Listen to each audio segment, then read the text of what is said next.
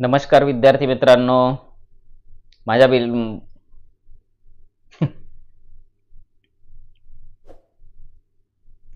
नमस्कार माझ्या बालमित्रांनो.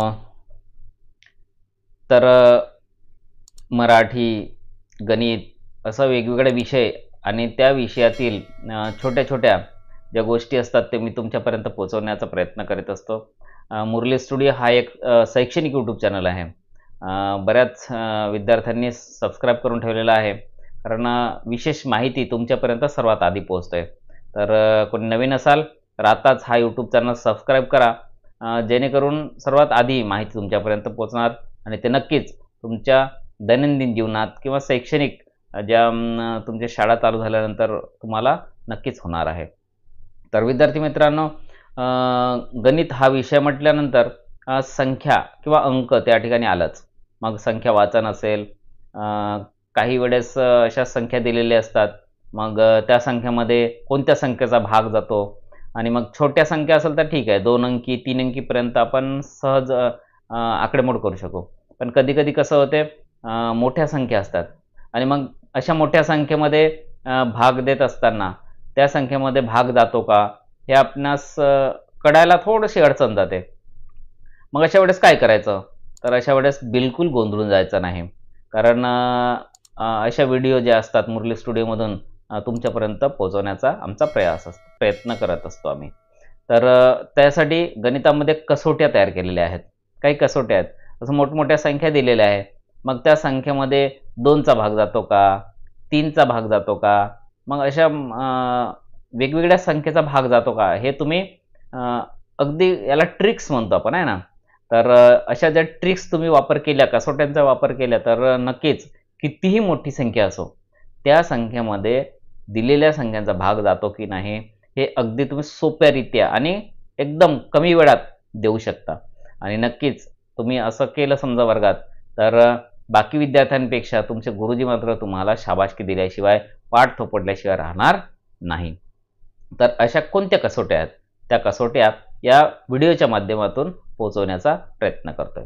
बघा, तर आपण करूया व्हिडिओला सुरुवात. तर आजचा विषय आहे भाग देण्याच्या कसोट्या कोणत्या. पहिला आहे 2ने भाग देण्याची कसोटी. बघूया.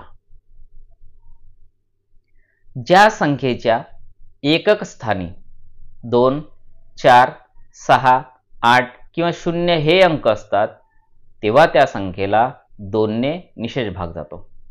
उदाहरणार्थ दिलेलं आहे, या संख्येच्या शेवटी बघा एकक स्थानी 0, 2, 6 आणि 8 आहे, म्हणजे या संख्येमध्ये कितीचा भाग जातो? 2चा भाग जातो. बरोबर आहे, हे तुमच्या लक्षात आलं असेल. त्यानंतर बघूया 3ने भाग देण्याची कसोटी काय आहे. कोणत्या संख्येमध्ये 3चा भाग जाऊ शकतो? ज्या संख्येतील सर्व अंकांच्या बेरजेला 3ने भाग जातो त्या संख्येलाही 3ने निशेष भाग जातो. आता अशा संख्या कोणत्या आहेत? उदाहरणाखाली या ठिकाणी दिलेला आहे बघा, 153 यांच्या अंकांची जर बेरीज केली तर 1, 5 आणि 3 यांची बेरीज केली तर 9. आणि बघा आता 9 या बेरजेला 3ने भाग जातो, म्हणून दिलेली जी संख्या आहे 153, या 153 मध्ये 3चा भाग जातो. आता बघूया 4ने भाग देण्याची कसोटी काय आहे. दिलेल्या संख्येच्या शेवटच्या 2 अंकाला जर 4ने भाग गेला तर दिलेल्या पूर्ण संख्येला 4ने निशेष भाग जातो. आता कसोटी नेमकी काय आहे, कसं वापरायचं ते उदाहरण बघा दिलेलं आहे. जी संख्या दिलेली आहे या संख्येमध्ये शेवटचे 2 अंक बघा, ते मिळून होतं 24 आणि शेवटच्या 2 अंक मिळून 24ला 4ने भाग जातो. याचा अर्थ असा की दिलेली जी संख्या आहे 6 अंकी, त्या 6 अंकीमध्ये 4चा भाग जातोच. आता बघू 5ची कसोटी काय आहे. दिलेल्या संख्येच्या एकक स्थानी 5 किंवा 0 या संख्या असेल तर त्या संख्येला 5ने निशेष भाग जातो. उदाहरणार्थ 50, 85 या संख्या दिलेल्या आहे आणि बघा यांची एकक स्थानी काय आहे? 0 आहे आणि 5 आहे. त्यामुळे या संख्येमध्ये 5चा भाग जातोच, हा कन्फर्म आहे. त्यानंतर बघूया 6ची कसोटी. दिलेल्या संख्येला 2ने आणि 3ने भाग जात असेल तर त्या संख्येला 6ने निशेष भाग जातो. आता वापरायचं कसं ते उदाहरणात बघूया. जसं इथं 3 अंकी संख्या दिलेल्या आहे दोन्ही, या संख्येला 2ने भाग जातो आणि 3ने पण भाग जातो, म्हणून वर दिलेल्या दोन्ही संख्येला 6ने भाग जातोच. तुम्ही करून बघू शकता. त्यानंतर बघूया 7ची कसोटी काय आहे, केव्हा वापरायचं, कसं वापरायचं. दिलेल्या संख्येच्या शेवटच्या 3 अंकी संख्येला 7ने भाग जात असेल तर त्या संख्येला 7ने निशेष भाग जातो. वापरायचं कसं ते उदाहरण बघूया. सर इथं 5 अंकी एक संख्या दिलेली आहे. या संख्येत शेवटच्या 3 अंकाला म्हणजे 595ला 7ने भाग जातो, म्हणून दिलेली जी 5 अंकी संख्या आहे या संख्येमध्ये 7चा निशेष भाग जातो. बघा तुम्ही सोडवून, उदाहरण घ्या आणि सोडवून बघा. त्यानंतर बघूया 8ची कसोटी काय म्हणते, कसं वापरायचं. कोणत्याही संख्येच्या शतक, दशक व एकक स्थानी असलेल्या अंकामुळे तयार होणाऱ्या 3 अंकी संख्येला 8ने भाग जात असेल तर दिलेल्या संख्येला 8ने निशेष भाग जातो. उदाहरणाखातर दिलेले आहे एक 6 अंकी संख्या आणि या 6 अंकी संख्येच्या शतक, दशक, एकक मिळून तयार होतो 584, बरोबर आहे. तर 584ला 8ने भाग जातो, म्हणून वरती जी 6 अंकी संख्या दिलेली आहे या 6 अंकी संख्येला 8ने निशेष भाग जातोच. बघा तुम्ही. त्यानंतर बघूया 9ची कसोटी काय आहे आणि केव्हा वापरायचं. दिलेल्या संख्येच्या अंकांच्या बेरजेला जर 9ने भाग जात असेल तर त्या संख्येला 9ने निशेष भाग जातो. वापरायचं कसं, उदाहरणाखातर आपण एक उदाहरण घेऊया.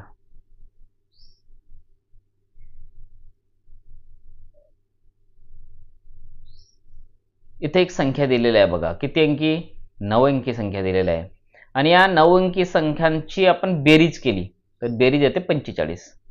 आता 45 आलेली बेरजेला 9ने भाग जातो, बरोबर आहे. 9ने भाग गेल्यामुळे काय झाला, जी संख्या दिलेली आहे 9 अंकी संख्या, हे कन्फर्म झालं की त्या संख्येमध्ये 9चा भाग जातो. आता बघूया 10ची कसोटी काय आहे.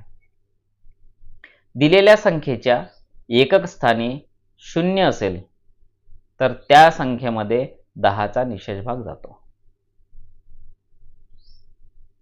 उदाहरणार्थ दिलेले आहे. उदाहरण बघा, इथं 4 अंकी संख्या दिलेली आहे.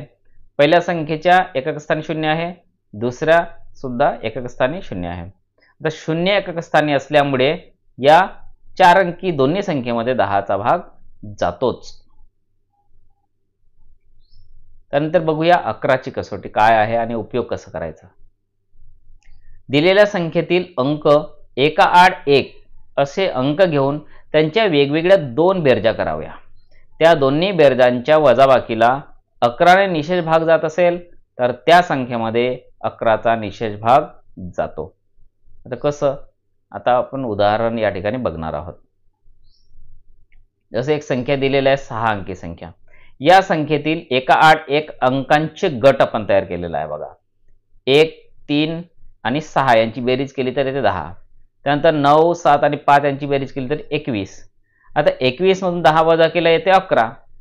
उरलेल्या 11ला 11ने भागला तर पूर्ण भाग जातो. त्यानंतर बघूया 12ची कसोटी.